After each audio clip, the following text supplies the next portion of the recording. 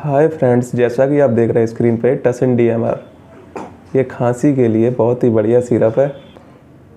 इसके कंपोजिशन की बात करें तो इसमें dexamethasone HBr, cetirizine HCl, phenylephrine hydrochloride, ambroxol hydrochloride, guaifenesin, sodium citrate syrup. इसका यूज भी दिखा देता हूँ। इस पर मेंशन है antitussive, anti allergic, decongestant, expectorant. ये खांसी जुकाम सर्दी के लिए, एलर्जी के लिए बहुत ही बढ़िया सिरप है। इसे आप बच्चों में 5-5 ml सुबह शाम दे सकते हैं, बड़ों में 10 ml सुबह शाम दे सकते हैं।